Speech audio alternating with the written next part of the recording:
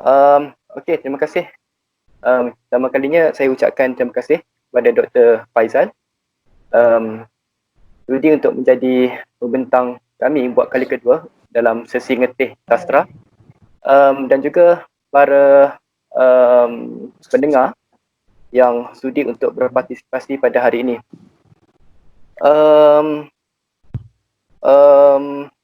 Jadi hari ini Dr. Faizal akan teruskan syarahannya. Kali ini berkaitan dengan gender pula. Okey, jadi saya kira tanpa melengahkan masa kita menjemputlah Dr. Faizal. Sebelum tu peringatan kepada semua pendengar untuk mute dan kita akan ada Q&A. Pada waktu itu anda boleh unmute dan tanyakan soalan. Okey, tanpa kita melengahkan masa kita jemput Dr. Faizal untuk memulakan kuliahnya. Dr. Faizal.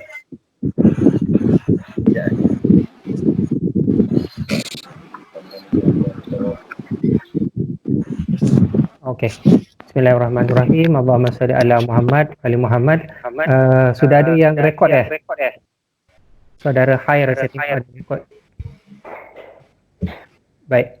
Kalau sudah siap, kita mulakan.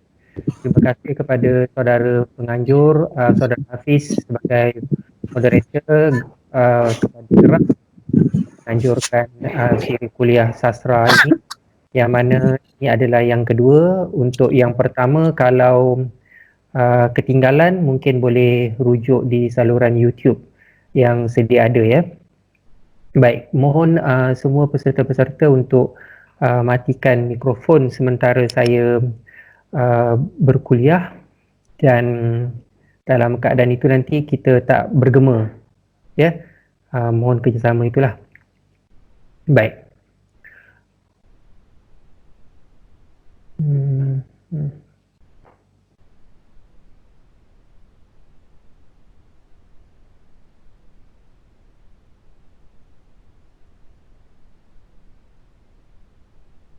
Baik, nampak tak slide yang saya kongsikan?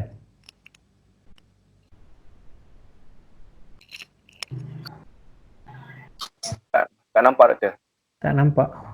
Ya. Okay, tak sharing. Sekarang nampak ya? Ya nampak. Okey. Kalau nampak bagus. Okey. Pada malam ni kita bersiaran sekali lagi, kali ini dengan judul narasi gender dalam sastra Melayu, dan saya harap saudara-saudara dapat lihat slide ini dan akan membantu perkembangan kuliah kita sepanjang 1 jam ini ya. Baik. Sebelum saya pergi lanjut tentang gender dalam sastra Melayu, saya ingin berkongsi dengan saudara-saudara sekalian beberapa foto ini, yang mana ia akan menjelaskan tentang juga beberapa konteks sebelum kita masuk kepada intipati kuliah kita, iaitu narasi gender dalam sastra Melayu. Yang pertamanya ialah saya ingin membawa saudara-saudara sekalian untuk melihat beberapa hal yang saya namakan kefahaman gender. Yang pertamanya itu ialah pengenderan tanpa sedar. Baik, ada 2 foto di sini, saya harap saudara-saudara dapat lihat. Yang pertamanya Akbar Mo, ya, Wok Kundur, berusia 106 tahun, dan suaminya Muhammad Nur Musa berusia 37 tahun. Baik, ada yang mungkin boleh memberikan pandangan apa pendapat saudara terhadap Wok Kundur ini?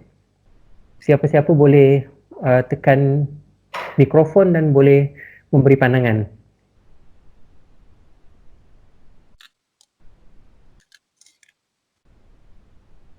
Ada yang nak beri pandangan?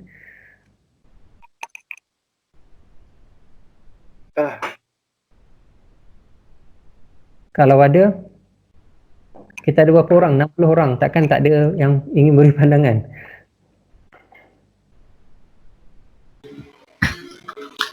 Assalamualaikum, Doktor. Ya, Waalaikumsalam. Ya. Kalau bagi saya berkenaan dengan dua foto ini, secara peribadi saya akan ada sedikit cenderung kepada negatif untuk foto Sulaiman Daeng sebenarnya. Nama saudara siapa? Ya, maaf, saya Kamarul. Kamarul dari mana? Shah Alam. Kamarul dari Shah Alam. Jadi untuk foto kedua ada sedikit rasa terganggu. Untuk foto Dia pertama? ada cenderung kepada negatif sedikit. Untuk foto pertama? Foto pertama dia weirdly amazed. Weirdly amazed. I mean, is that the right word? Dia macam sedikit rasa macam dia macam tidak senegatif yang sebelah kanan tu. Ada pelajar perempuan atau peserta perempuan yang ingin memberi pandangan? Saudara boleh mute pula ya. Hello, Assalamualaikum Doktor. Salam, ya, siapa tu? Okay, nama saya Emma. Saya berasal daripada Kelantan. Baik. Berpuskasting dekat Shah Alam untuk lebih dari 5 tahun. Okay. Saya akan tengok kat sini kalau macam untuk dengan dari segi gambar sebelah kiri dengan sebelah kanan. Kalau yang sebelah kiri tu kita boleh tengok betul yang Wok Kundor ni lagi tua daripada suami dia, akan tetapi suami dia dah dari segi umur dia dah keluar daripada dewasa lah, berbanding kalau yang sebelah kanan tu yang di mana yang perempuan tu sangat muda, 18 tahun lah kalau untuk bagi pandangan saya. Baik, okey, terima kasih. Boleh mute kembali mikrofon. Baik, ini salah satu faktor yang kita harus ambil kira dalam memahami gender. Yang pertamanya ialah pengenderan tanpa sedar. Untuk dua foto ini, ya. Ada seorang lagi, Amirul Mukminin, nak punya pandangan ya? Ya, silakan.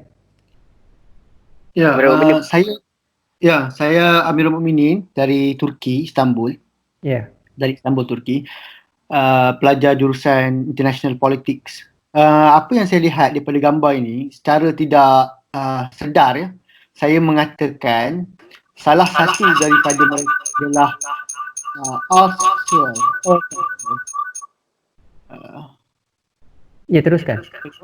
Ya. Jadi pada pandangan saya lah, kalau saya diizinkan untuk judgemental, saya akan mengatakan mungkin Nur Musa umur 37 tahun itu seorang yang asexual atau tidak ada kecenderungan, manakala sebelah kanan itu saya tidak ada satu tanggapan negatif memandangkan isterinya berusia 18 tahun. Okey, terima kasih saudara Amirul Mukminin daripada Turki, Istanbul ya.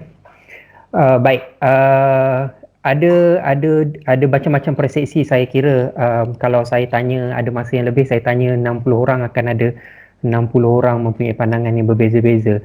Tapi percayalah bahawa di dalam fikiran kita akan pandangan yang berbeza-beza itu adalah kerana terdapatnya kerangka gender, pengenderan tanpa sedar ya.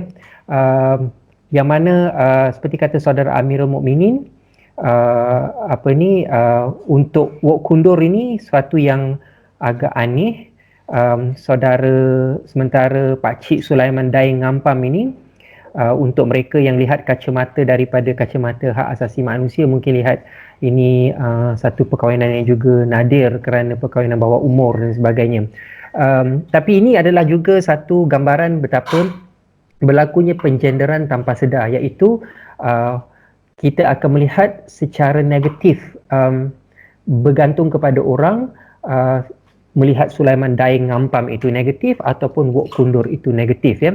Di sini berlaku pengenderan tanpa sedar, iaitu kita memberikan tanggapan tertentu kepada wanita, khususnya seperti Wok Kundor ini harusnya bagaimana ya. Kita ada tanggapan tertentu. Baik. Kerangka ini adalah kerangka yang kita tersangkakan Asia kerana kita orang Melayu, dan juga Islami kalau kita orang Islam ya. kerana kesedaran terhadap pengkonsepsian salah terhadap gender ini, seperti perempuan harus hanya beroperasi dalam ruang peribadi ataupun perempuan berusia wajibnya aseksual, adalah satu gambaran bahawa berlakunya pengenderan tanpa sedar. Itu maksudnya dalam kepala kita tu sudah ada tanggapan-tanggapan tertentu, preconceived idea, ya. Sementara lelaki pula biasa dikaitkan dengan prestige, maruah dan juga kuasa. Baik. Sekarang juga berlaku apa yang kita namakan pengenderan sedar. Tadi tanpa sedar kita lihat ada tanggapan-tanggapan yang pelbagai. Sekarang pula ada satu pengenderan yang sedar dilakukan. Ya. Sedar dilakukan ini adalah kerana ia menjadi tuntutan masyarakat ataupun tuntutan diri sendiri, ya. Maksudnya dilakukan dengan sedar. Baik, kalau ada siapa yang boleh nak jawab apa tanggapan saudara kepada foto yang di sebelah kiri dan seorang juga yang sebelah kanan. Saya mahu seorang lelaki dan seorang perempuan kalau boleh. Silakan kalau ada siapa yang nak jawab.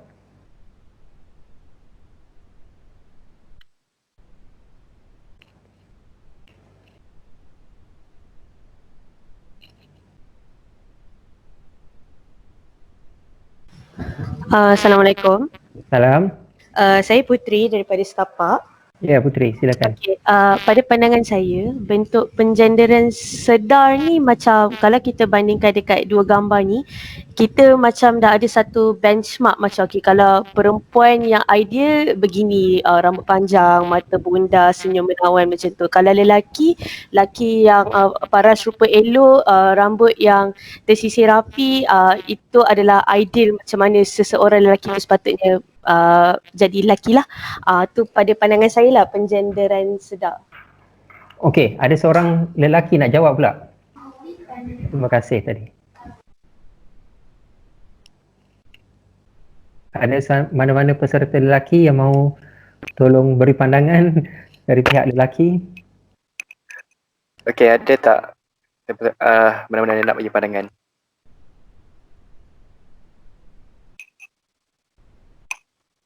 Kalau daripada pandangan saya sendiri, doktor, saya pun nampak benda yang sama. Kalau saya ikut guna kacamata masyarakat Melayu lah, mungkin rambut pendek yang menampakkan seakan lelaki, dan juga perempuan pula dengan memang menampakkan image femininnya lah perempuan tu. So itu kalau ikut pandangan saya lah. Untuk makluman, foto kanan tu juga seorang perempuan, ya, dia bukan lelaki. Foto kiri perempuan, foto kanan juga perempuan. Baik, saya teruskan kuliah, ya. Di sini kita lihat pengenderan sedar, iaitu kita meletakkan suatu kerangka, satu tanggapan sekali lagi, tapi kali ini secara sedar. Maksudnya memang dituntut masyarakat, ya, memang dilakukan dalam kehidupan sehari-harian. Yang ideal itu ialah wanita seperti yang di kiri, ya, dengan berbaju kurung, ya, dengan rambut yang panjang.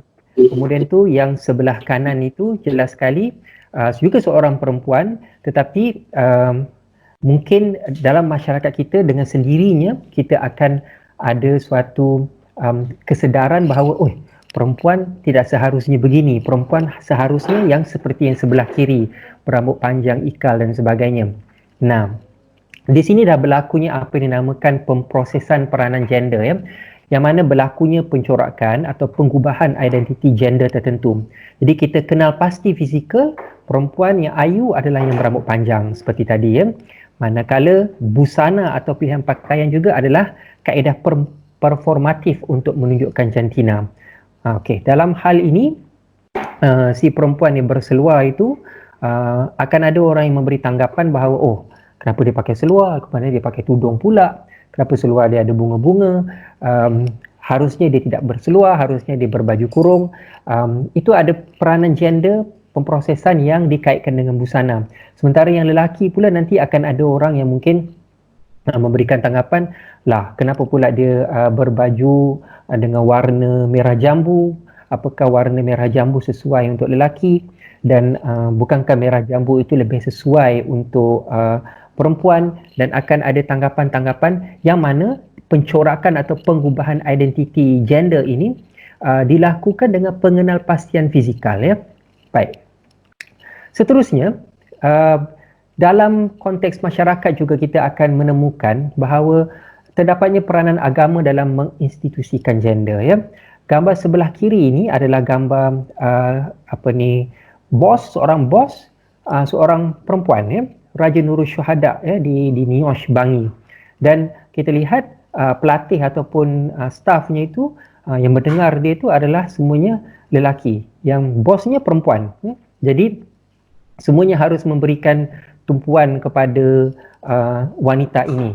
Sementara di sebelah kanannya kita berdepan pula dengan satu lagi senario yang mungkin lebih biasa, iaitu senario di pejabat ataupun di tempat kerja yang mana dikuasai oleh lelaki dan perempuan adalah minoriti, ya? Dan kelihatan perempuan tersebut semacam mengalami dilema, semacam rasa terganggu dan sebagainya. Jadi dalam ini juga peranan agama juga dalam institusikan gender juga akan turut mempengaruhi. Kita akan lihat, kita akan mempunyai tanggapan-tanggapan tertentu, seperti contohnya kalau kita lihat di meja makan ada ramai perempuan, ada seorang lelaki, akan ada satu tanggapan yang tertentu. Kemudian itu kalau ada ramai lelaki tetapi ada seorang sahaja perempuan, akan ada juga tanggapan yang tertentu yang lain. Ini juga adalah pengenderan yang berlaku, tetapi dalam hal ini ia dilakukan dengan apa yang dinamakan menginstitusikan gender, ya. Baik.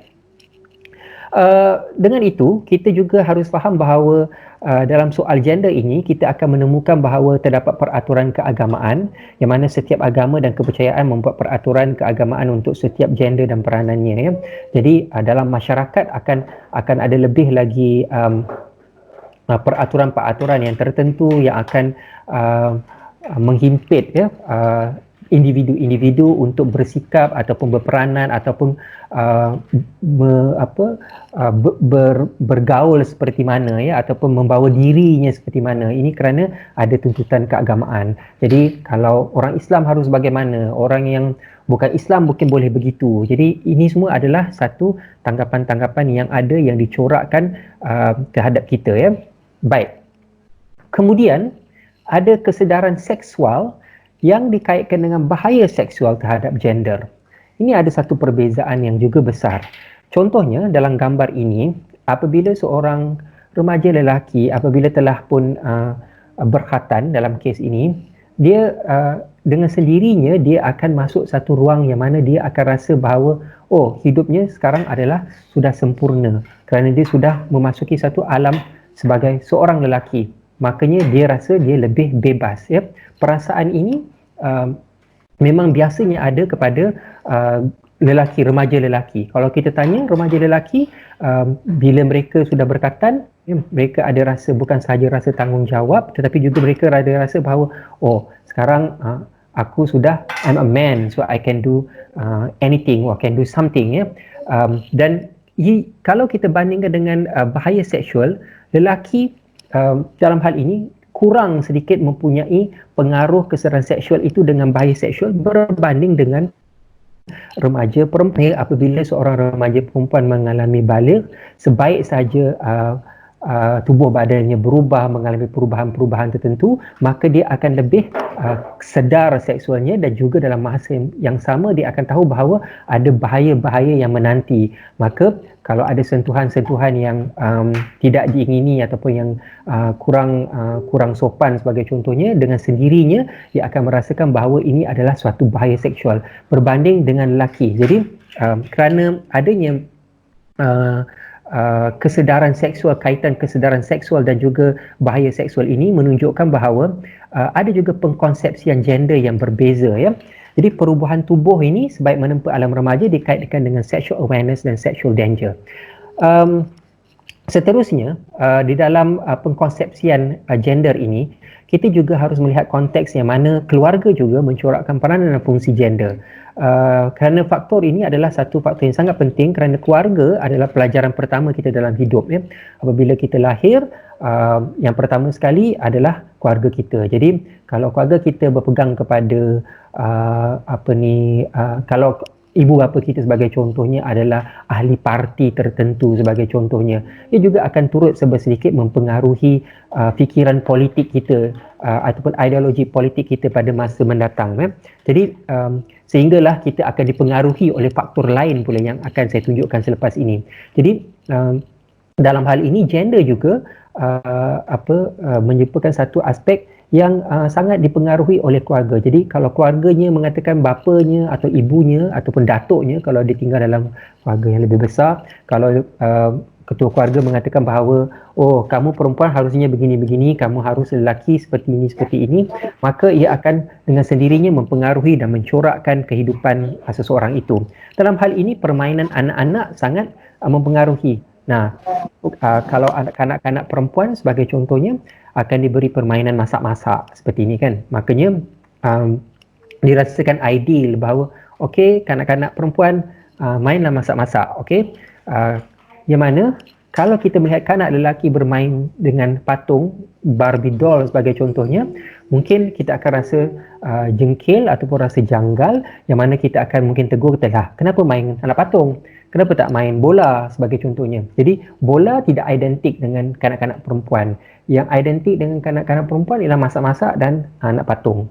Lelaki identik dengan yang tertentu, senapang sebagai contohnya. Jadi ini semua adalah pengaruh yang diberikan oleh keluarga, yang disuguhkan oleh keluarga tanpa sedar ya, apabila kita pertama-tamanya kita ada di dunia ini. Jadi idea-idea stereotip tentang gender, saudara harus fahami bermula dari rumah ya. Dan itu akan ada perbezaan-perbezaan yang sangat nyata antara setiap individu atau setiap kelompok masyarakat. Nah, selepas keluarga akan ada pengaruh yang lain, iaitu pengaruh rakan sebaya.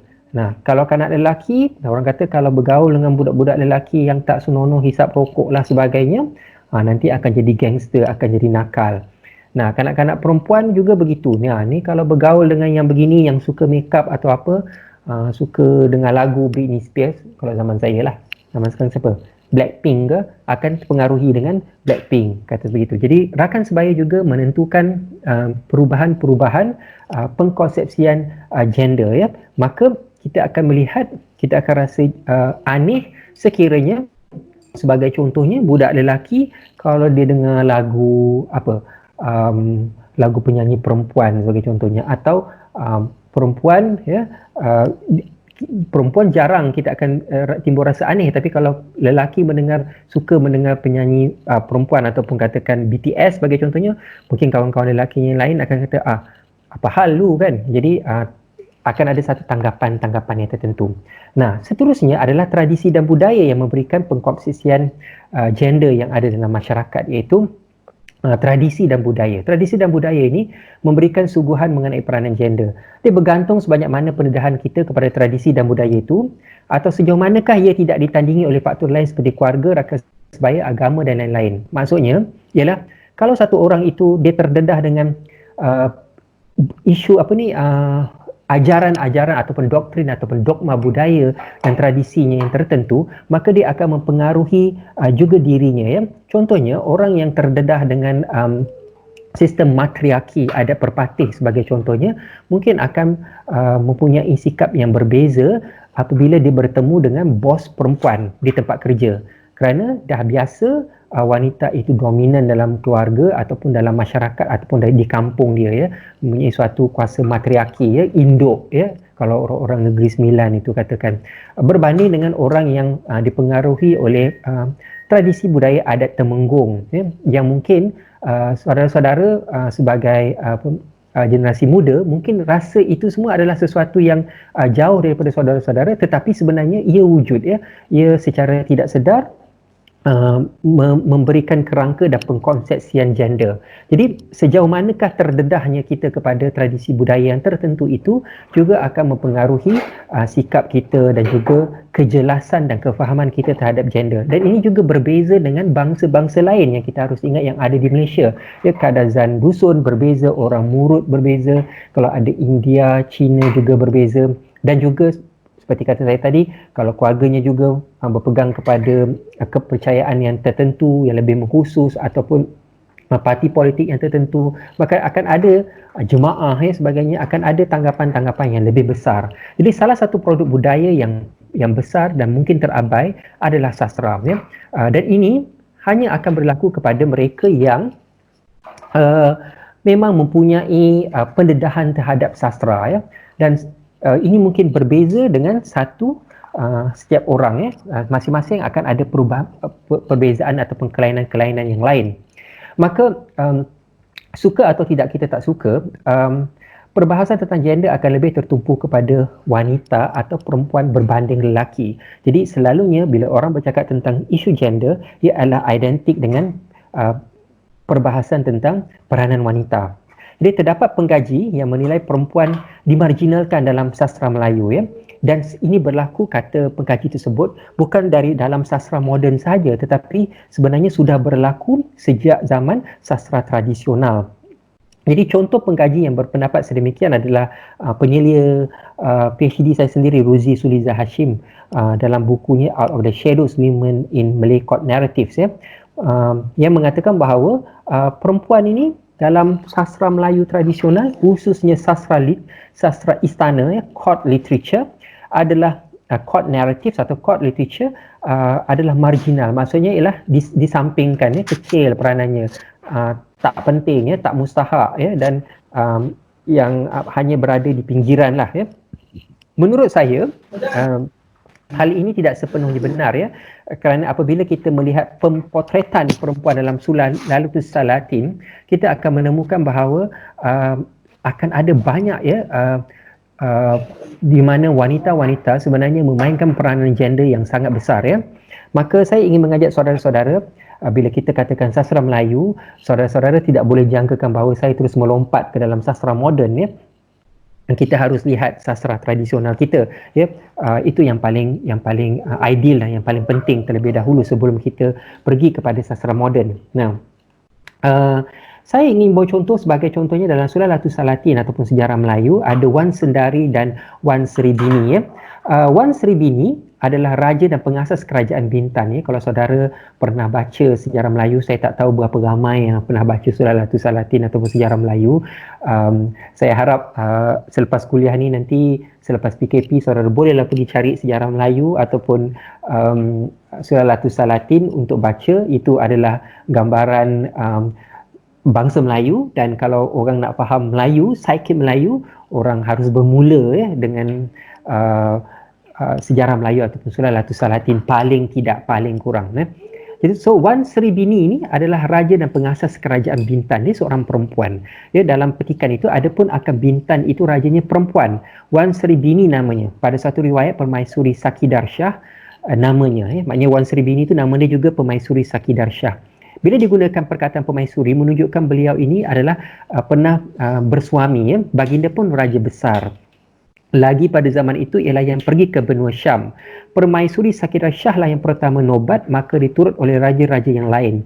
Maka dalam kisah Surah Latusah Latin ini, Wan Seribini ini dia bertemu dengan Sri Tribuana, ya. Sri Tribuana ini dia sampai ke Bintan, kemudian itu bila Wan Seribini mendengar tentang Sri Tribuana ini datang ke Bintan, dia telah hantar satu orang, ya, untuk menyiasat adakah Sri Tribuana ini bagaimana orangnya. Dia nak mengahwini Sri Tribuana ini. Maksudnya dia nak kahwin, dia nak lamar seorang lelaki untuk mengahwini dia. Walaupun dia seorang raja, dia rasa apa salahnya dia kalau kahwin, dia pun nak kahwin dengan seorang raja, ya. Maka raja harus kahwin dengan raja, tak boleh kahwin dengan rakyat biasa. Dalam hal ini lelaki tidak boleh lelaki biasa. Maka bila dia lihat Sri Tribuana tu sangat muda orangnya, dia sendiri dah tua, dan macam tadi gambar yang pertama saya tunjukkan tadi kan, walk tadi, maka dia rasa macam tak sesuai kot dia nak jadikan suami, maka dia ambil jadi anak angkat. Dan Sri Tribuana ni tidak kekal lama di Bintan. Kemudiannya tu dia telah pun beredar dan juga pergi mengasaskan kerajaan Temasek ataupun Singapura. Jadi saya ingin menunjukkan bahawa peranan perempuan ketika zaman klasik tidak semestinya tertakluk di ruang yang sangat peribadi, sangat private malahan wanita-wanita itu juga mempunyai ruang yang sangat besar, termasuk menjadi seorang pemerintah dalam hal ini Wan Sri Bini adalah pemerintah kerajaan Bintan. Selain itu juga Wan Sendari anak perempuan Demang Lebar Daun apabila berkahwin dengan Sri Tribuana sebelum mereka pergi berangkat ke Bintan tersebut, Sri Tribuana ni dia datang daripada dia ni cucu ataupun keturunan Iskandar Zulkarnain Shah lah Dan kalau baca sejarah Melayu ni mempunyai turun daripada kayangan lah, mempunyai unsur-unsur yang sangat magis dan sebagainya. Bila dia kahwin, dia nak kahwin dengan orang di alam Melayu ni, dia dah kahwin dengan 39 orang perempuan, tapi semua perempuan yang dikahwini itu semua berakhir kedal. Dan apabila dia kahwin dengan Wan Sendari lah baru daulatnya tadi tidak membawa sial Jadi bukan semua daulat itu membawa daulat, tapi dalam hal Sri Tribuana bukan membawa daulat sebelum nikahi Wan Sendari, sebaliknya hanya membawa sial. Jadi yang ke-40 iaitu Wan Sendari barulah tidak kedal Di sini Wan Sendari itu digambarkan dalam sejarah Melayu atau Surah Latus Salati mempunyai peranan sebagai ejen perubah positif Maksudnya ialah orang luar, orang asing datang bila kahwin dengan orang pribumi, orang Melayu, perempuan Melayu, barulah dia diterima, barulah dia tak kedal, barulah tak cacat. Dalam perenggan ini diceritakan maka Sri Tribuana pun kahwinlah dengan Tuan Puteri anak Demang Lebar Daun itu. Setelah hari malam, maka baginda pun beradulah dengan Tuan Puteri. Setelah hari siang, maka dilihat oleh Sri Tribuana akan Tuan Puteri Wan Sendari tiada kedal.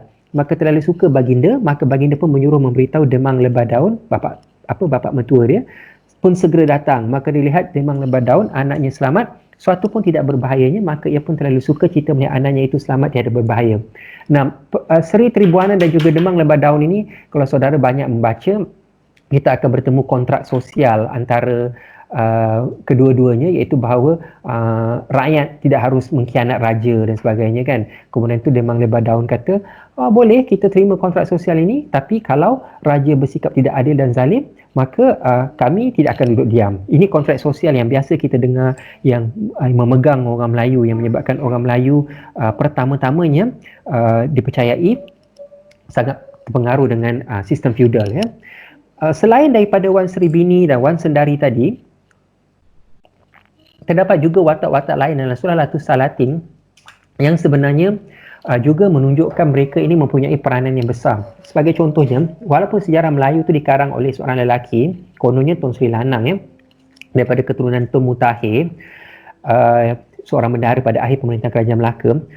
Jadi kita dapat lihat kehidupan sosial, dan dalam kes ini saya merujuk kepada perempuan-perempuan bangsawan Wanita di istana zaman itu mungkin saja terlihat sebagai permaisuri, puteri, dayang atau gundik, tetapi mereka juga adalah pemain siasah yang licik.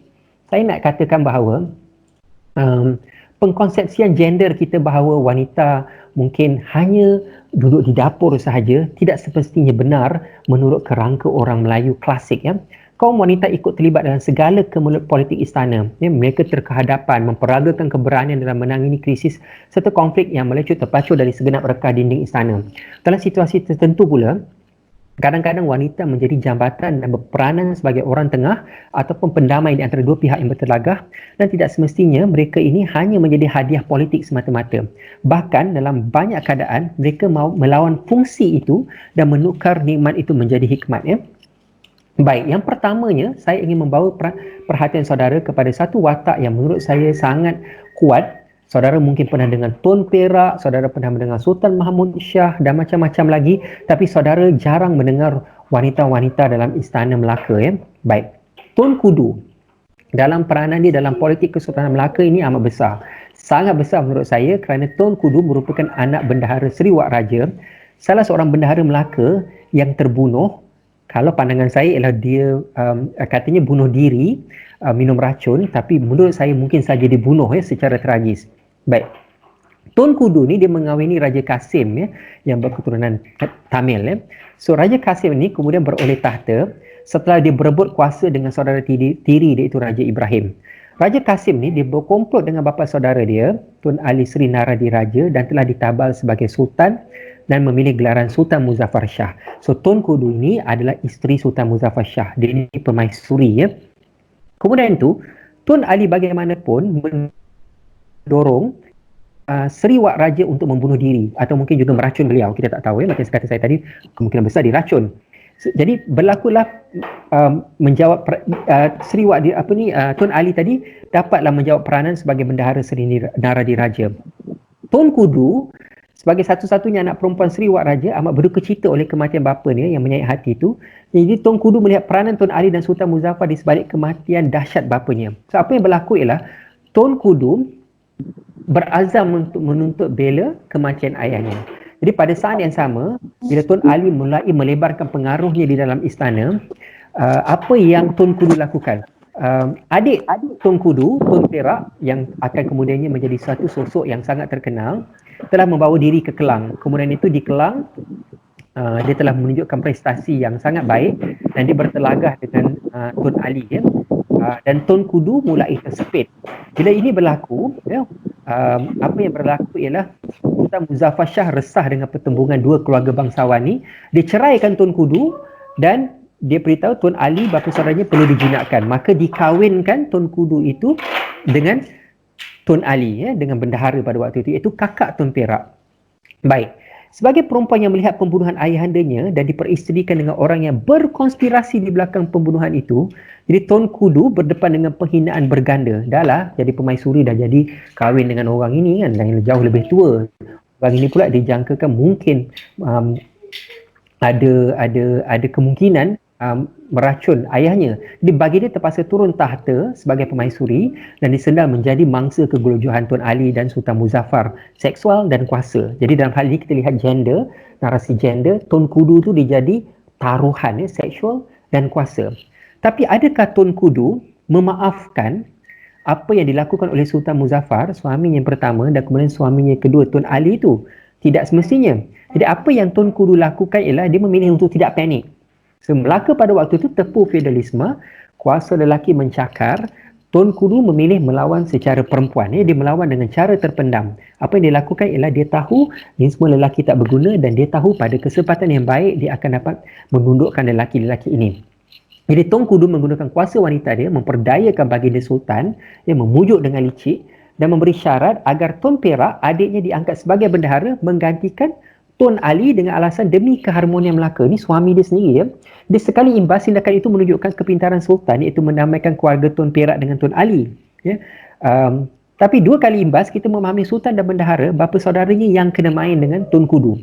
Jadi saat Tun Perak berkuasa, perlahan-lahan pengaruh Tun Ali tadi menjadi lemah. Jadi Tun Kudu sengaja melakukan itu, melemahkan pengaruh suaminya supaya adiknya Tun Perak yang berkuasa. Meskipun Seri Wak Raja bapanya dilengser dari kuasa dengan kejam, yang dibunuh, Tun Kudu dengan peranan tersendiri berjaya mencatur politik sehingga Tun Perak, iaitu keluarganya, dapat dikembalikan di titik tengah dan lelaki yang menjadi punca masalah ini, Tun Ali, dikucil dan dipenjurukan di titik bucu secara tersendiri. Jadi nak mengatakan bahawa wanita dalam sastra Melayu itu dimarginalkan tidak semestinya benar. Kerana bila kita baca dengan berhati-hati, kita lihat bahawa sebenarnya wanita mempunyai pengaruh yang besar. Jadi pengaruh Tun Kudu tidak kecil, malahan Tun Kudu meletakkan asasnya menerusi Tun Perak untuk menggenggam pemerintahan Melaka. Jadi kita tidak harus membayangkan Tun Kudu ni wanita yang lemah, akur, ya, ditolak ke sana kemari, diceraikan, kena kahwin dengan orang ni. Tapi Tun Kudu dia tak bekerja seorang diri. Ya. Jadi kedua-duanya, suaminya Sultan Muzaffar dan Tun Ali itu tadi dihelahkan ya, dikenakan ya. Jadi adiknya Tun Perak itu menjadi bendahara di bawah 3 sultan. Manakala anaknya Tun Muntahir, iaitu anak saudara Tun Perak, dilantik sebagai bendahara semasa pemerintahan Sultan Mahmud Shah sehingga tahun 1510 ya. Jadi apa yang dilakukan oleh Tun Kudu ialah selain pada adik dia jadi bendahara sampai berkhidmat di bawah 3 sultan, tapi anaknya Tun Muntahir juga, itu anak saudara Tun Perak, juga akan nanti menjadi bendahara juga ketika zaman Sultan Mahmud Shah. Yang membolehkan Tun Muntahir, iaitu anak Tun Kudu tadi di belakang, tidak bukan adalah Tun Senaja, iaitu anak Tun Kudu, yang juga dalam masa sama ialah ibu Sultan Mahmud Shah. Ya, dia ini isteri Sultan Alauddin Gayat Shah. Jadi Setelah kematian Tun Perpatah Putih, Sultan Mahmud Shah yang masih muda perlu memilih daripada 9 orang calon untuk menjawab kedudukan bendahara. Dia macam senario politik kita hari ini tau. Sultan Mahmud Shah ni dia datang beberapa calon PM, calon bendahara. Jadi siapa yang dia harus pilih ya? Tun Senaja, ingat dia anak Tun Kudu, dan juga Balu Sultan Alauddin Riyad Shah. Setengah orang percaya Tun Senaja meracun Sultan Alauddin Riyad Shah. Ini saya gambarkan dalam sebuah drama saya, Sultan Alauddin Syahid diracun. Dia telah mencaturkan agar anaknya Sultan Mahmud Shah yang melantik adiknya iaitu Tun Mutahir ya. Jadi kita kena ingat bahawa Tun Mutahir ni masa zaman Sultan Alauddin Riyad Shah, kalau saudara ingat lagi sejarah, saudara belajar, kan itu waktu tu Melaka ramai pencuri. Kemudian itu ada banyak korupsi di waktu itu di Melaka ya.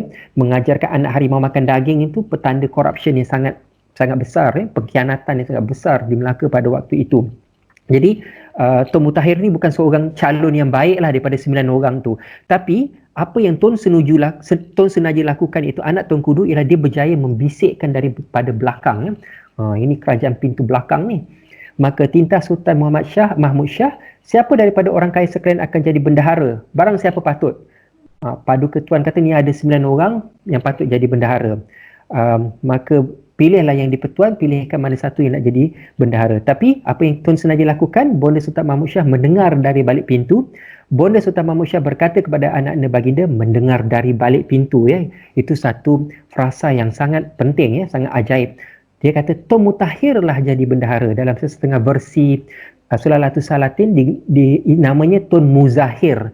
Di sini Tun Mutahir.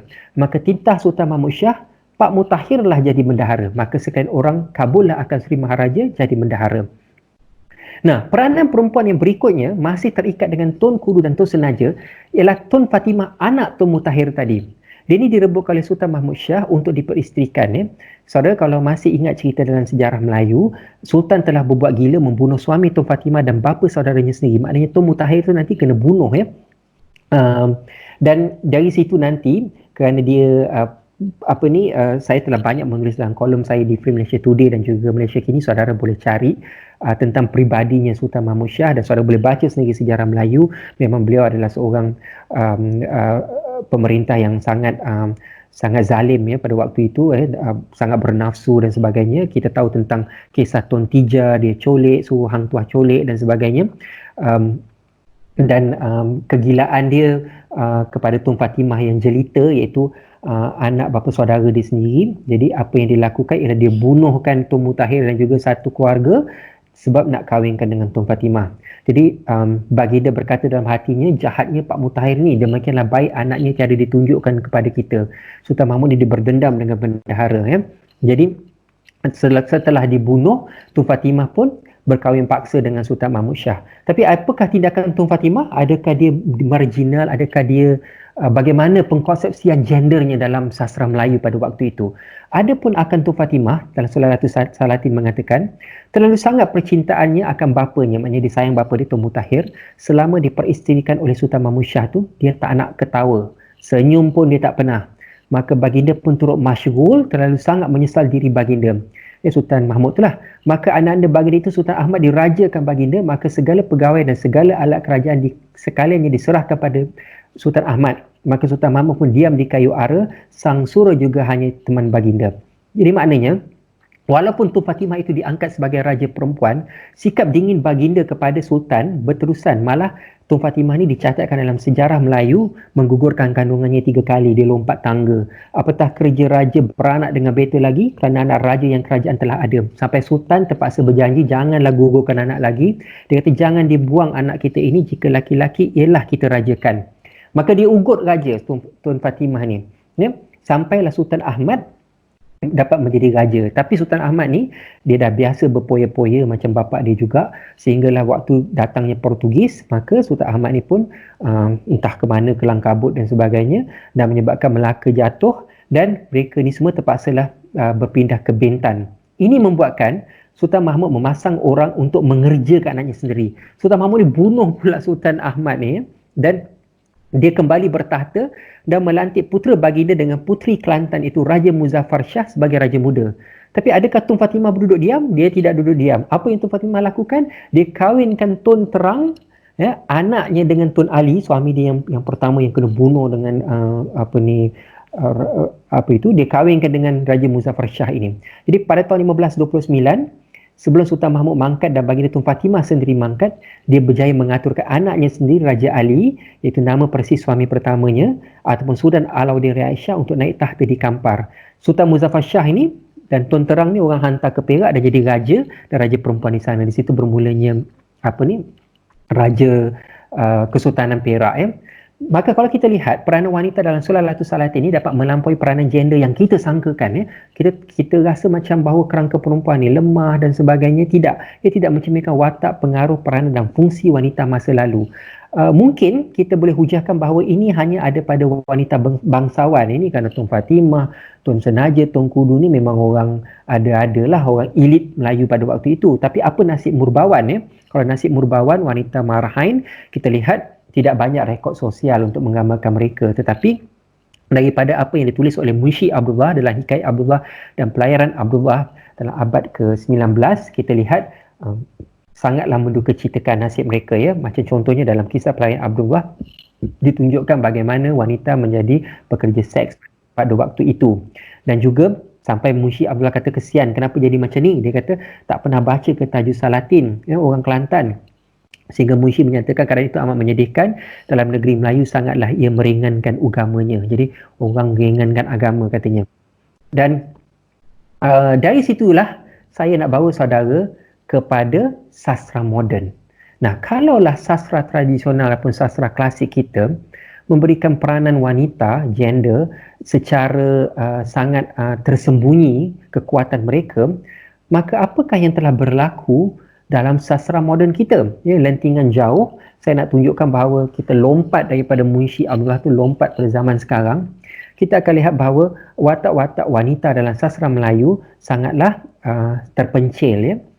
Melainkan ia ditulis oleh pengarang wanita sendiri, ya. Kalau pengarang lelaki, sastrawan-sastrawan negara kita, kalau watak wanita tu kadang jadi gila, kadang jadi perempuan joget, kadang jadi pekerja seks. Jadi mereka ini adalah watak-watak yang lemah, watak-watak yang hina. Jadi di sinilah ketika masa yang sama juga gagasan tentang gender ini dalam karya sastra ini dibincangkan dengan meluas di barat, yang mana terdapat perbincangan tentang apa yang dinamakan feminisme, iaitu, ya. Jadi dalam hal ini gender ini mereka ingin melihat bagaimana kedudukan wanita dalam karya semata-mata, tapi dia nak tengok bagaimana ia dikonstruksikan secara budayanya. Jadi mereka nak lihat bagaimana wanita ini dibentuk di dalam karya sastra. Jadi wanita misalnya kenapa tidak dibentuk sebagai independen, gigih, beriman, rasional dan berjaya. Sebagai contohnya, kita sebutkan watak JH dalam novel Ranjau Sepanjang Jalan. Kenapa Shahrul Ahmad harus menggubah atau menggarap wataknya itu jadi gila? Tidak boleh ke JH itu jadi satu watak yang kuat, yang sabar, yang tahan, yang beriman, tak gila, rasional. Jadi walaupun suami dia dah meninggal, dia jadi ibu tunggal, besarkan anak dia, berjaya, kemudian tu dapat hadiah ibu misali ke sebagai contohnya, kan. Tapi kenapa Shahnul memilih jalan yang sedemikian? Atau kenapa Samad Said memilih jalan yang sedemikian untuk Salina? Maka inilah perbincangan-perbincangan yang ada dalam sastra Melayu, kenapa pengkonsepsian wanita ini menjadi begini, ya.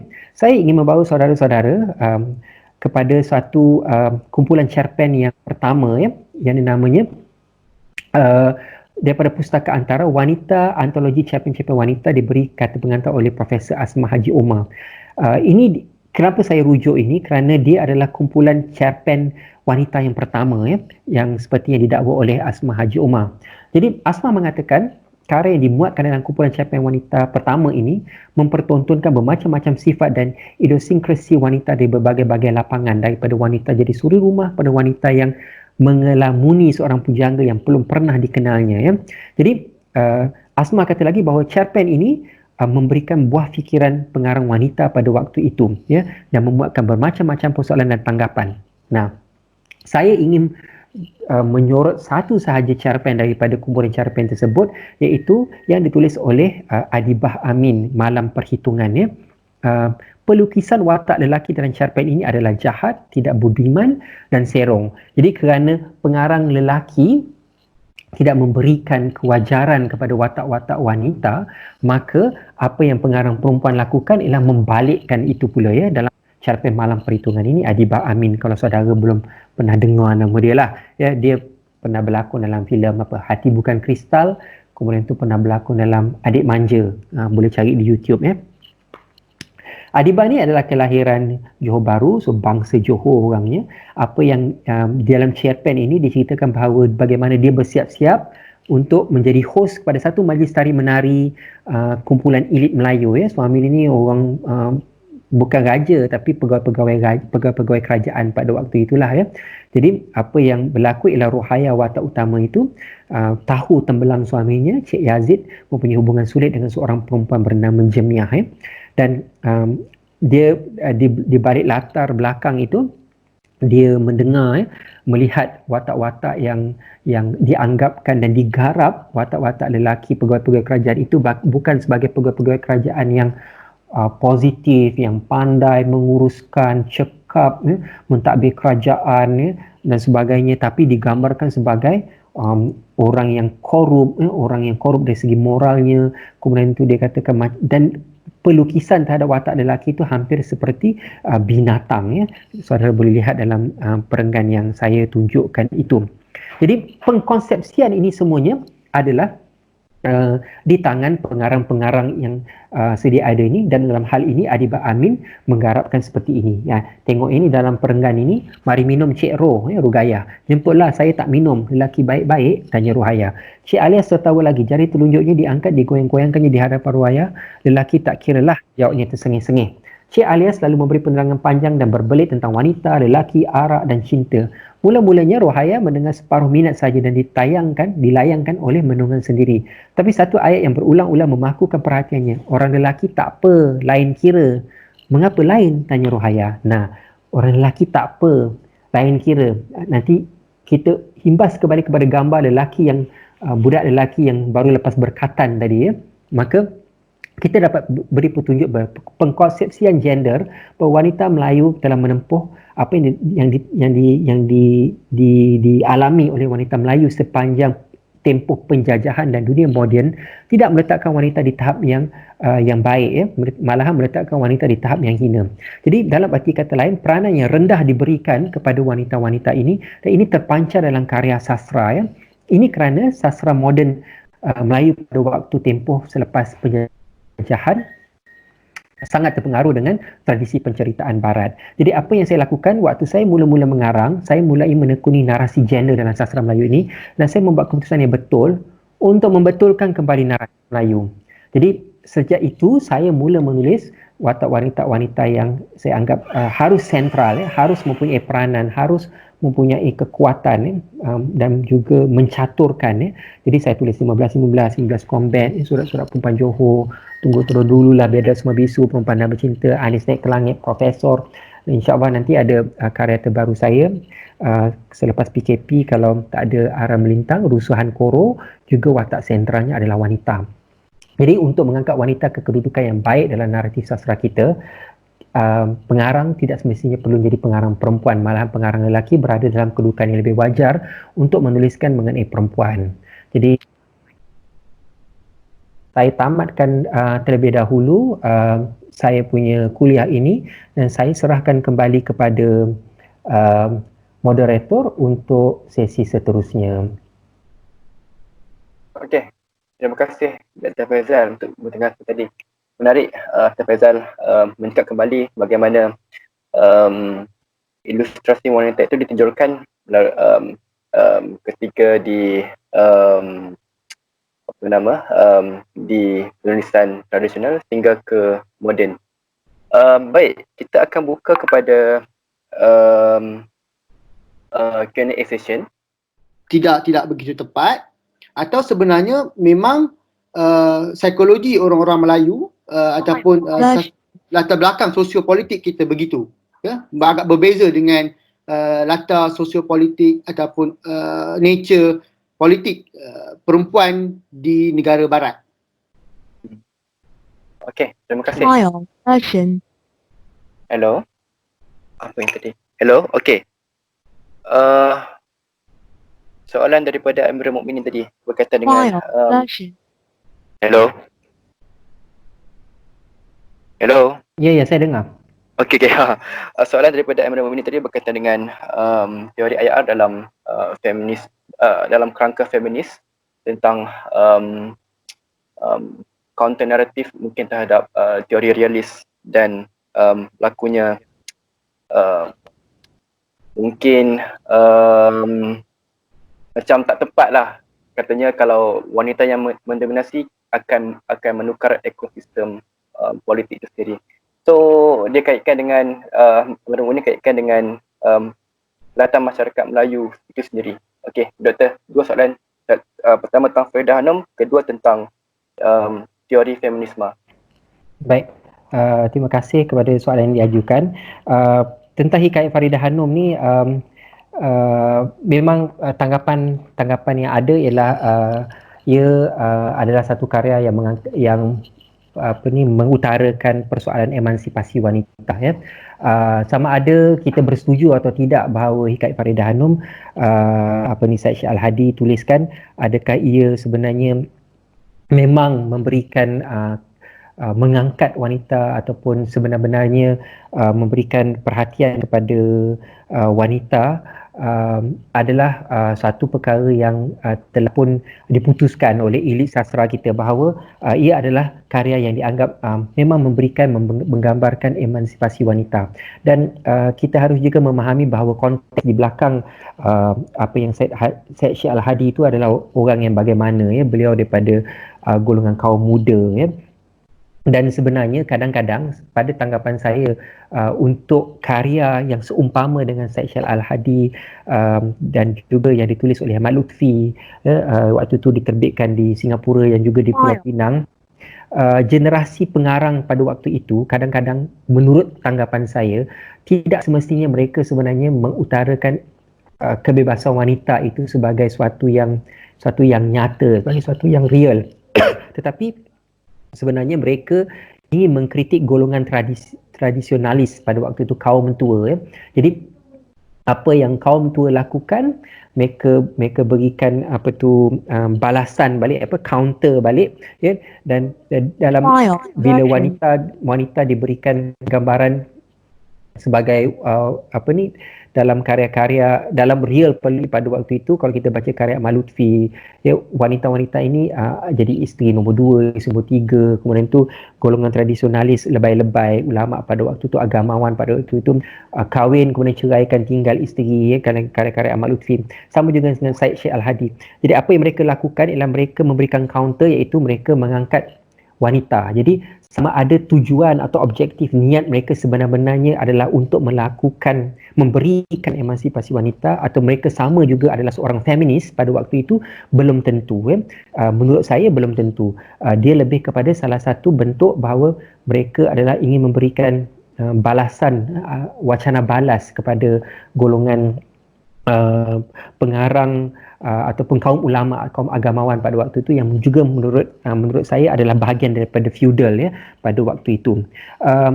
Kemudian itu soalan daripada saya tak dapat nama tadi, tentang teori-teori barat ini, ya, bila kita Daripada Amirul Mukminin tadi. Oh, saudara Amirul Mukminin. Ya, teori teori barat yang ini, ya, kita harus ingat, ya, apabila kita melakukan, terutama siswa yang melakukan kajian dalam peringkat sarjana dan juga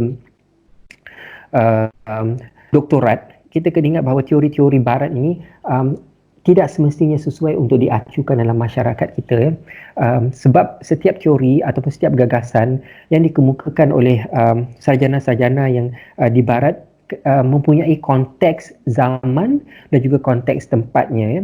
Jadi apabila kita harus mengambil kira, bila baca literatur kita itu harus meluas, kita harus ambil kira bahawa pengarang ini tumbuh daripada mana, apa yang beliau daripada generasi manakah beliau timbul, ya.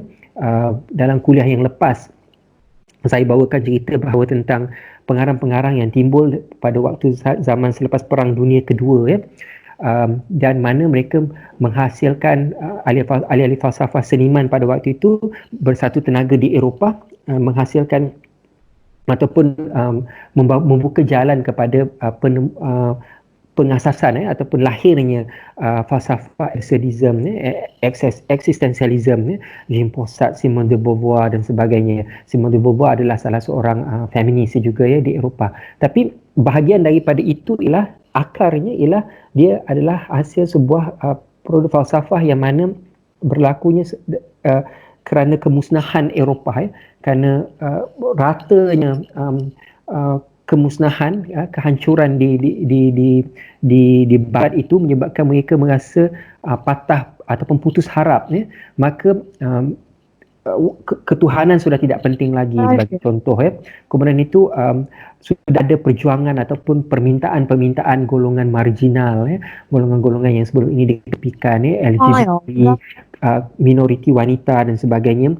Maka ini semua dibawa dalam karya. Jadi tokoh-tokoh barat ini, The Second Sex, Simone de Beauvoir sebagai contohnya, kita mesti ambil kira apa juga dalam IR ke, dalam sastra ke, dalam hatta dalam pengajian agama pun kita kena ambil kira datang daripada konteks mana. Kalau seorang pengarang ulama tertentu mengkritik sebagai contohnya seorang ulama yang lain, kita harus tahu bahawa ulama ini datang daripada latar belakang mana, ulama ini datang daripada latar belakang mana, kenapa mereka berseteru, kenapa mereka mengkritik untuk memberikan keadilan dalam literature kita. Baik, saya jawab itu. Terima kasih. Hafiz, buka mikrofon. Okey, kita buka lagi 2 soalan. Saya yang bertanya tadi, saya Adila bukan Hanan. Okey. Saya rasa sisi ini defeat the purpose kalau kita masih merasakan bahawa lelaki mempunyai peluang dan ruang yang lebih baik untuk menulis dan mengetengahkan watak wanita, dan saya rasa perlu ada mungkin saya faham maksud doktor, cuma mungkin perlu ada reframing pada statement tersebut, sebab doktor sendiri bilang dari tahun 1960 sudah ada wanita yang menulis tentang pengalaman wanita itu sendiri, dan penulisan-penulisan itu bahkan diiktiraf, dan tak semestinya wanita-wanita itu adalah wanita-wanita lemah, wataknya kuat. Tetapi tentu adanya masalah antropologi atau sosiologi yang menebal dalam masyarakat kita, seperti yang sedang saya hadapi malam ini dalam sesi, iaitu kita tetap merasakan bahawa kita tidak melawan, bahawa sehingga ke tahun 2020 lelaki yang masih mempunyai ruang dan peluang yang lebih baik untuk menulis tentang wanita. Dan sehingga ke sesi yang berbicara tentang gender dalam sastra, masih ada lagi lelaki-lelaki yang seolah-olah tidak boleh menerima bahawa wanita dalam kepimpinan boleh jadi seperti lelaki.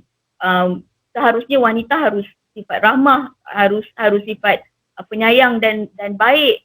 Mungkin dalam kepala ada Jacinda Ardern dan bukan Margaret Thatcher misalnya. Dan ada satu lagi pembaca yang merasakan bahawa apabila wanita itu menulis dengan watak-watak wanita yang melakukan hal-hal seperti lelaki, kemungkinan memilih untuk tidak berkahwin atau memilih untuk bekerja atau apa-apa yang lelaki lakukan, itu pula dikira janggal dan dikira meminjam feminisme barat. Itu saya kira agak janggal untuk berada dalam sesi yang sepatutnya empowering dan mempromosi equality, tetapi agak regresif. Itu pandangan dan komen saya lah. Terima kasih. Okey. Yang kedua, soalan kedua, kalau ada. Saya bertanya soalan. Ya. Zero. Jadi doktor mengatakan bahawa kepentingan untuk lelaki juga boleh menulis tentang watak wanita. Jadi soalan saya, sebab bila saya sebagai seorang lelaki ataupun lelaki sebagai seorang lelaki nak menulis tentang wanita, dia proses nak menyelami psikologi dan sebagainya itu memerlukan proses sangat rumit. Dan saya nak tanya pengalaman doktor sendiri, bagaimana pengalaman doktor menulis watak wanita dengan baik dalam sesebuah karya? Sebab ini bagi saya adalah satu benda yang sangat sukar. Okey, Ustaz. Mungkin doktor nak jawab dulu tentang kritikan balas daripada saudari Adila dan juga daripada Muziru tentang pengalaman doktor menulis watak wanita sebagai sentral. Okey, silakan. Baik, terima kasih saudara Muziru dan saudara Adila. Untuk saudara Muziru, jawapan saya pendek saja. Saya cadangkan Muziru bercinta, ya.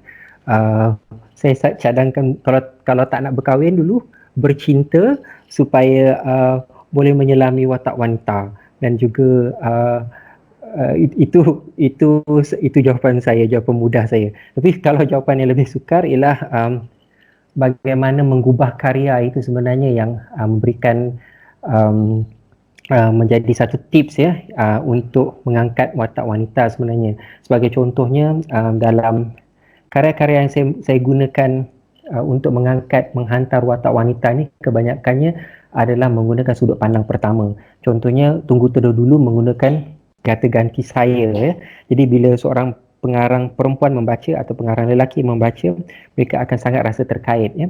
Surat-surat Perempuan Johor pula sebagai contohnya adalah sebuah karya epistolari yang juga sudut pandangan pertama. Itu satu tips lah, ya. Seterusnya soalan Adila, saya faham soalan Adila tersebut, ya. Daripada awal lagi saya faham. Kerana itu saya beritahu bahawa industri buku, seperti yang saya katakan tadi, industri buku, ya, editor-editor, ya, elitis sastra kita, kebanyakannya adalah lelaki dan mempunyai fikiran pengkonsepsian yang sangat patriarki sifatnya. Dan itu saya alami pada zaman saya, generasi saya menulis, ya. Saya kira generasi sekarang ini jauh lebih mudah kerana sudah ada penerbit-penerbit independen yang memberikan ruang kepada contohnya genre yang lebih lain, ya, seperti Regina Ibrahim sebagai contohnya, Mama Regina menulis, ya, fiksi memberikan ruang. Kemudian itu ada lagi banyak penerbit-penerbit independen memberikan ruang kepada pengarang wanita, ya, membolehkan pengarang wanita tidak perlu melepasi takah-takah tertentu elit sastra yang disediakan ganjalannya oleh Dewan Bahasa dan Pustaka sebagai contoh, ya. Tapi pada zaman generasi saya itu sukar dilakukan. Maksudnya ialah wanita itu diberikan kalau menulis ini akan ada tanggapan-tanggapan tertentu, ya. Saya ingat lagi apabila Zahra Nawawi menulis sebuah novel Anugerah. Saya secara peribadi tidak menggemari novel tersebut, ya, kerana Anugerah menurut saya mengangkat sisi sejarah yang sangat satu hala, iaitu perjuangan wanita Ibu Zain, persisnya wataknya menentang Malayan Union. Novel itu sangat panjang, itu tebal, ya, dalam 1000 lebih halaman.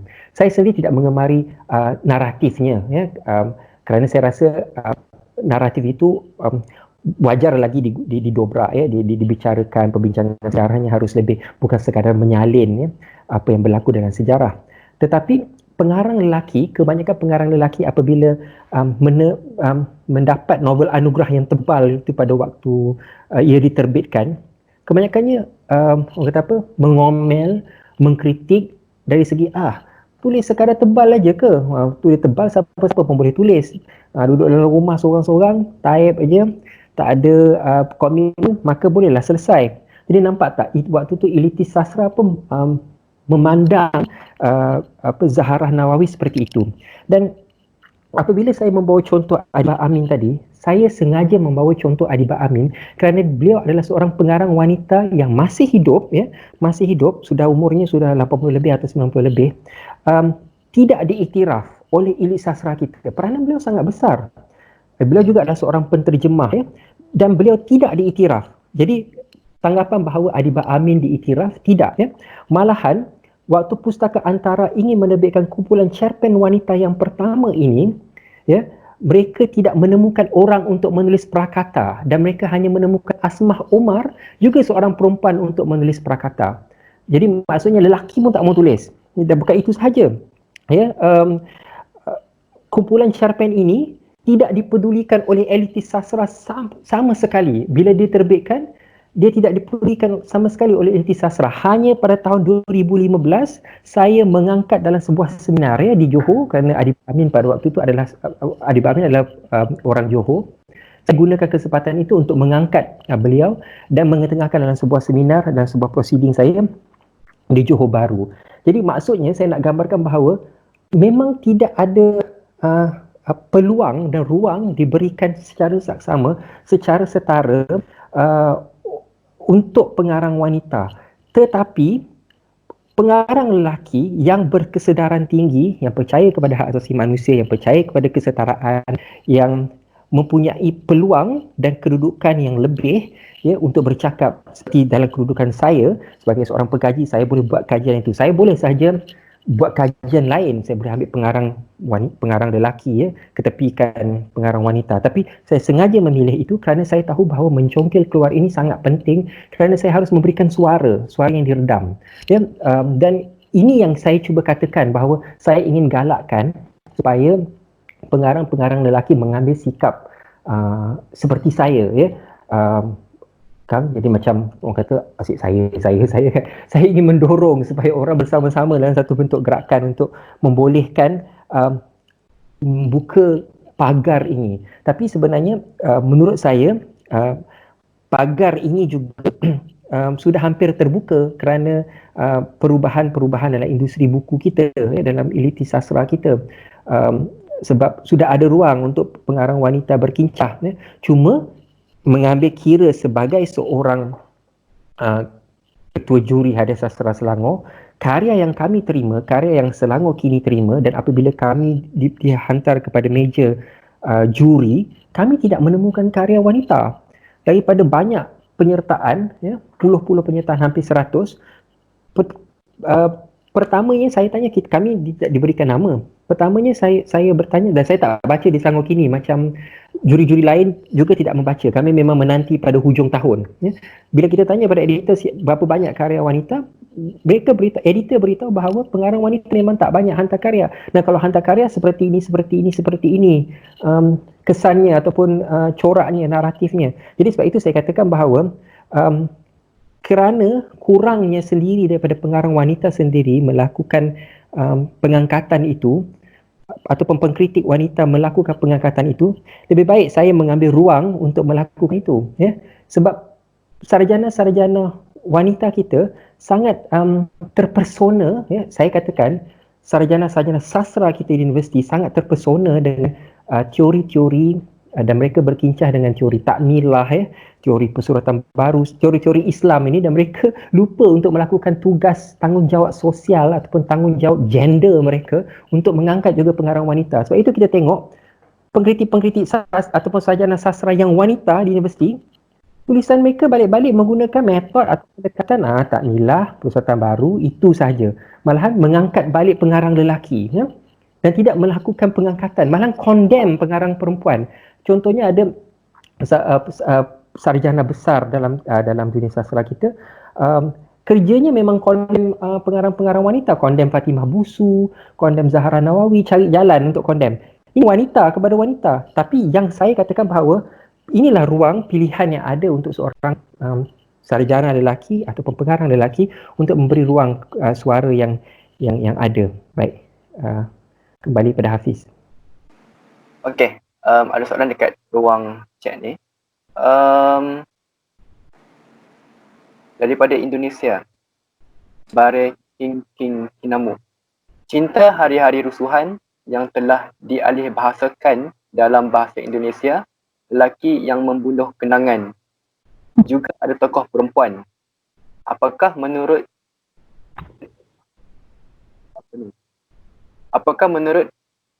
Mr. Faisal Tehrani, kesetaraan gender itu benar-benar ada?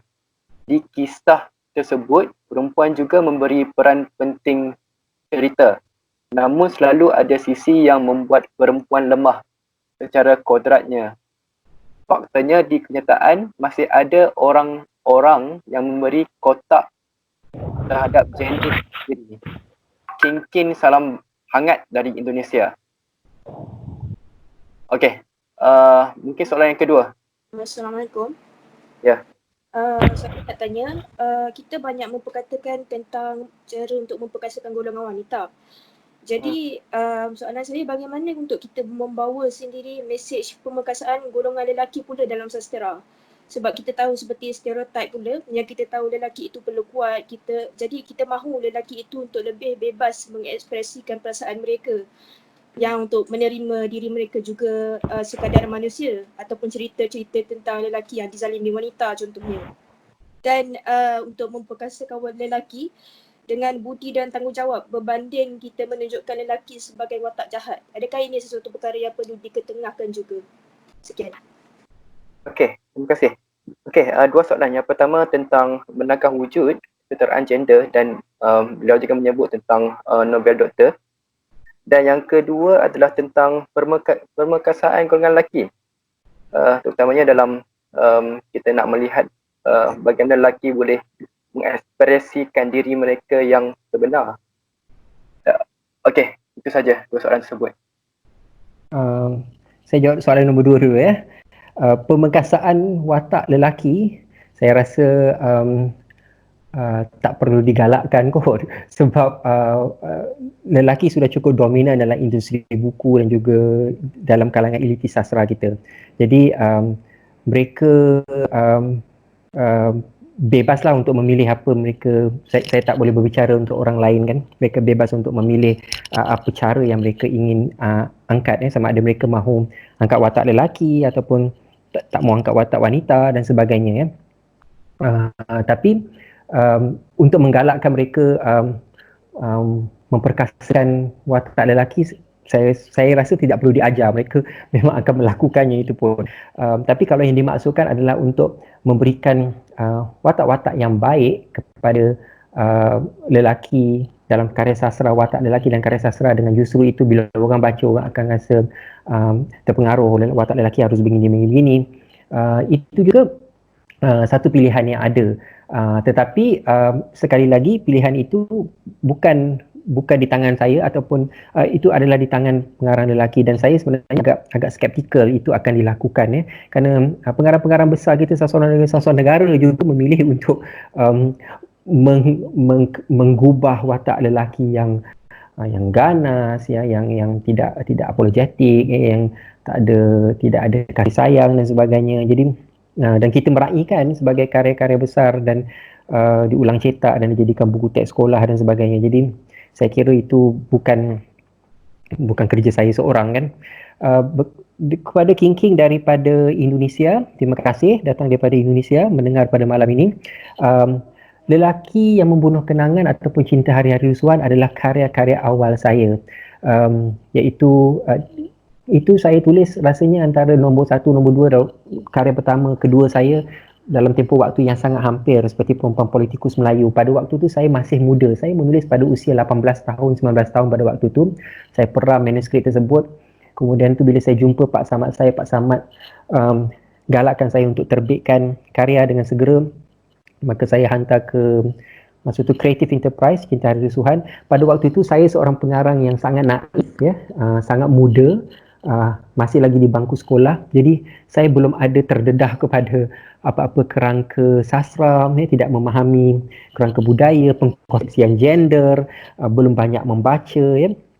Saya juga dicorakkan oleh pengarang-pengarang yang patriarki sifatnya, dan sudah tentu lelaki yang membunuh kenangan itu tidak dapat disandarkan sebagai sebuah karya yang mengangkat wanita. Saya akui, akan tetapi kesedaran itu muncul hanya selepas 15-15, apabila saya duduk menekuni, memahami, macam saya kata tadi, apabila saya merenung sastra tradisional Melayu, kemudian itu sastra moden Melayu, barulah saya mengambil sikap itu.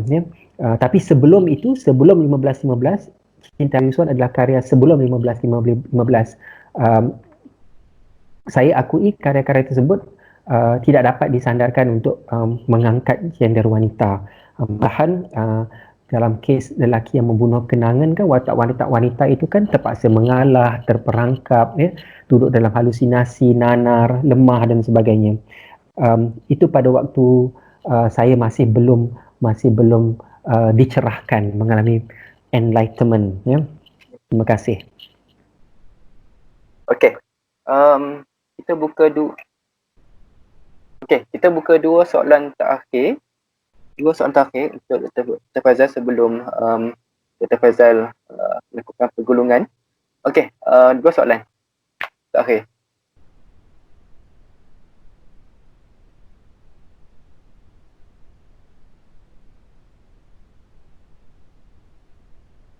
Trial version. Ada tak? Dua soalan terakhir. Assalamualaikum. Salam. Okey, silakan. Cuma kalau diberi kesempatan doktor, kalau boleh bagi sedikit lagi tips berkenaan dengan yang selain daripada yang doktor sebut tadi, meletakkan wanita itu sebagai ejen pengubah, cara-cara apa tips-tips lain untuk meletakkan wanita itu sentral dalam karya, tetapi dalam masa yang sama dia bukan yang mana konsep biasa seperti macam yang sebutkan tadi lah, apa nama dia, sekadar meletakkan dia sebagai watak putih dan lelaki itu jahat, dan juga wanita itu memang exactly macam lelaki, boleh buat apa yang lelaki boleh buat. Terima kasih.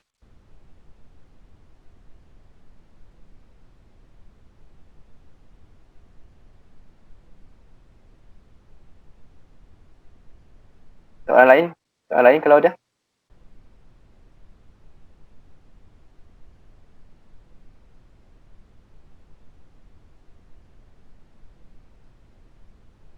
Okey, saya kira itu sahaja kot untuk soalan terakhir, dan mungkin lepas sahaja doktor menjawab soalan tersebut, doktor boleh.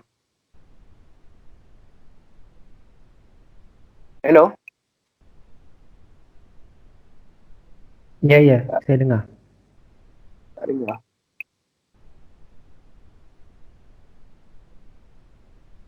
Saudara nak bertanya soalan mikrofon saudara tak buka. Mikrofon tak buka.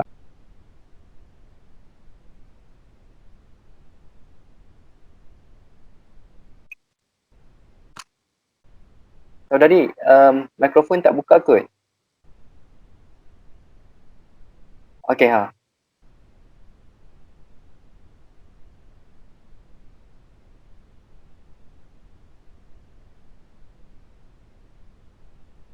Boleh type ke?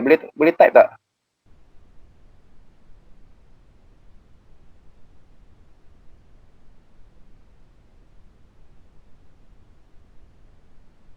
Okey. Sementara tu mungkin doktor boleh terangkan dulu, jawab dulu. Sementara soalan. Ya, sementara soalan terakhir tu di type, saya jawab dulu. Baik, macam saya kata tadi, sebenarnya ada banyak tips untuk meletakkan watak wanita itu sentral, ataupun melakukan pengkonsep gender yang setara, yang sama dalam karya sastra. Salah satunya tadi saya sebutkan wanita itu menjadi ejen perubah. Itu secara, kalau dari segi struktur karya, menggunakan sudut pandang yang tertentu. Waktu saya menjawab soalan Muziru tadi, itu dua tips yang saya berikan lah tadi. Seterusnya ada banyak lagi, ya. Tapi sebelum kita menggarap itu, kadang-kadang kita perlu juga membaca banyak, bagaimana begini, gubahan karya yang ditulis oleh wanita dengan gubahan karya yang ditulis oleh pengarang lelaki berbeza. Itu yang harus difahami, kerana pengarang wanita mempunyai kecenderungan sebagai seorang wanita, mereka itu kalau dari teori feminismenya adalah multifokal, pengarang yang seorang individu, seorang manusia yang multifokal. Kalau lelaki, seorang manusia yang unifokal. Ya, multifokal bermaksud ialah ada banyak titik. Secara mudahnya, contohnya wanita boleh melakukan banyak kerja dalam satu masa. Dalam satu masa boleh menyusukan anak, boleh layan anak, kemudian itu boleh masak, mungkin pada waktu sama membasuh, kemudian itu serentak ia boleh dilakukan. itu kan menunjukkan kekuatan wanita, ya? Walaupun dia multifokal, dia multitasking. Tapi pada titik tubuhnya multifokal. Akan tetapi lelaki ia mempunyai satu kekurangan, orang melihat juga kekuatan, ia unifokal, ia sangat terfokus, ya. Jadi karya itu, dia bila kita letak dua karya lelaki dan perempuan itu akan ada perbezaan walaupun mereka itu mengangkat wanita, ya. Contohnya Salam Maria sebagai contohnya karya Fatimah Busu. Kalau kita baca dari awal sampai habis, penuh dengan trivia penuh dengan ranting-ranting, ya. Dia contohnya dia nak cerita satu benda, kemudian tu dia mencapah pada perkara A, B, C, D, E, dia jadi sub ranting-ranting kecil, ya. Kalau beri kepada editor, jatuhlah manuskrip tersebut kepada editor lelaki, dia akan cantas habis semua ranting-ranting tersebut kerana tidak dianggap fokus, ya. Maka justru editor lelaki akan berkata ini karya yang lemah kerana ada banyak perkara yang tidak relevan ataupun lewah, ya. Berbanding dengan karya pengarang lelaki, dia sangat terfokus, ya. Walaupun ada sub-plot yang tertentu, tetapi ia masih lagi berurutan ataupun berhubungan dengan plot utama. Jadi multifokal dan unifokal ini adalah satu lagi ciri dalam karya untuk mengangkat gender. Apakah karya multifokal ini tidak bagus? Dalam teori feminisme, mereka menganggap ia juga adalah kekuatan wanita. Maka apabila ada banyak cambahan-cambahan tertentu, ranting-ranting tertentu itu, menurut pengkritik sastra ataupun mereka yang memperjuangkan teori feminisme, mereka mengatakan bahawa ini harus dilihat sebagai satu kekuatan. Inilah identiti karya yang ditulis oleh pengarang wanita. Tidak harus disamakan dengan karya pengarang lelaki meskipun yang diangkat ialah tetap wanita, ya, faham, ya? Jadi di situ akan ada dua kan corak pendekatan yang berbeza antara multifokal dan unifokal. Ini satu yang juga perkara yang akan dibincangkan dalam karya pengkonsepsian gender ataupun bagaimana menilai sebuah karya itu bagus atau tidak, menurut kacamata elitis sastra yang tertentu. Jadi ini semua adalah perkara-perkara yang sangat perbahasannya sangat panjang, tidak berakhir. Bagaimana untuk mengangkat mengetengahkan watak wanita yang penting ataupun yang sentral, dan kalau lelaki melakukannya bagaimana. Jadi ada perbezaan itu. Jadi dan oleh kerana ia adalah kita berada dalam disiplin sastra yang tidak ada satu yang tuntas ataupun parameter yang real, yang mutlak, harus A, B, harus B. Jadi kita tidak dapat nyatakan, kita tidak tahu untuk menyatakan yang mana.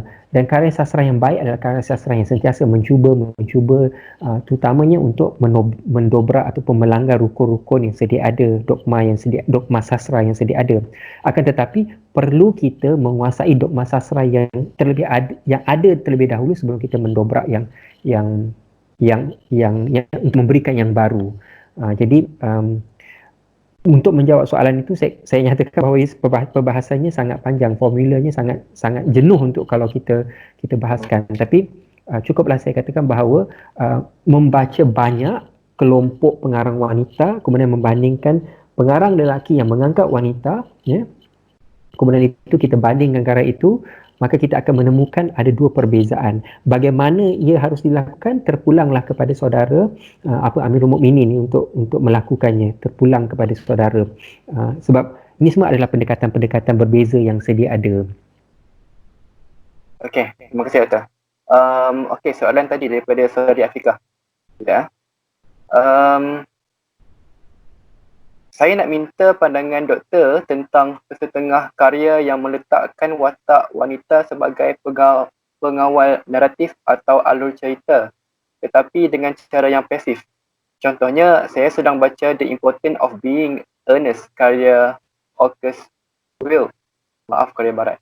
Skrip teater ini menggambarkan bahawa wanita ini secara tak langsung menjadi pencorak masyarakat dengan watak bakal ibu mertua memilih menantu berdasarkan fahaman politik dan status harta, dan kekasih yang hendak memilih pasangan yang tahu mengambil hati tetapi mahu yang setia.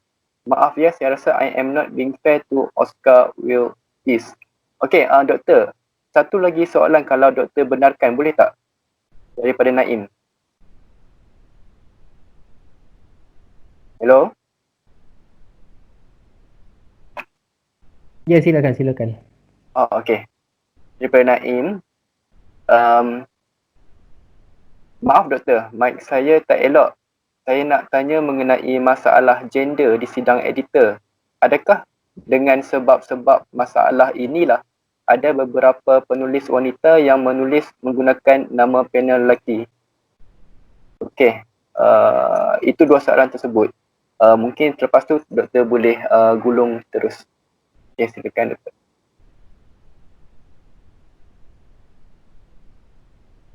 Baik, terima kasih kepada yang bertanya. Soalan pertama ialah tentang karya Oscar Wilde, The Importance of Being Earnest. Baik, sekali lagi saya katakan bahawa ini sebenarnya perbahasan kita pada kuliah yang lalu, bagaimana membaca bacaan kritis terhadap sebuah karya. Ya. Salah satunya ialah saya nyatakan dalam kuliah yang lepas ialah bila kita membaca sebuah karya itu, kita juga perlu terlebih dahulu mengenal siapa pengarangnya, dia datang daripada kelompok sastra yang mana, apakah latar belakang sejarahnya, negaranya, ya, masyarakatnya, untuk kita fahami karya tersebut, arah, destinasi karya tersebut. Contohnya, kita membaca Arundhati Roy sebagai contohnya, The God of Small Things katakan, ataupun yang paling baru The Ministry of Utmost Happiness. Kalau untuk orang yang belum pernah kenal Arundhati Roy, dia mengkaji Arundhati Roy, dia akan ketemukan bahawa dia adalah seorang aktivis hak asasi manusia yang kiri. Kemudian tu dia ini datang daripada Kerala. Kerala itu adalah sebuah negeri yang Saban setiap tahunnya akan mengundi parti komunis, ya, berkuasa di Kerala. Jadi kan itu kan semua yang mencorakkan Roy sebagai seorang pengarang. Kemudian itu dia seorang arkitek, ya, tapi memilih jalan untuk menjadi seorang pengarang.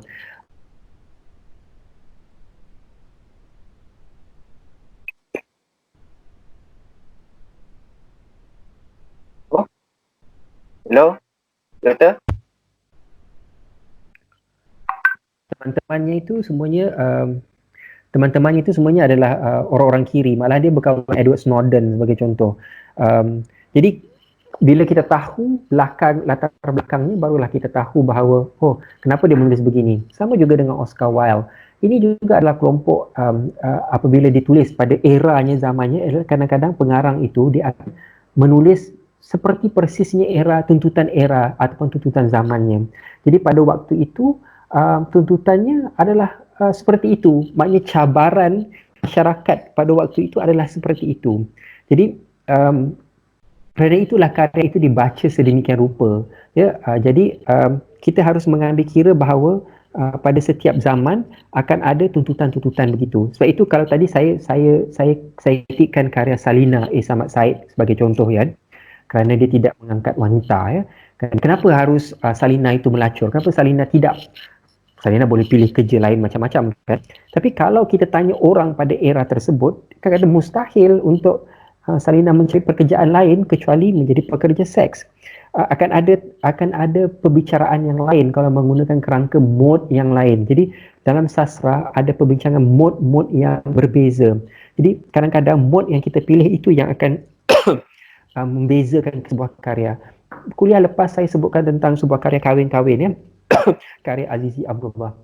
Bila kita baca dengan mod satira, ini adalah sebuah karya yang baik kerana dia mengangkat perkahwinan politik antara Semangat 46 dan PAS di Kelantan satu masa dahulu.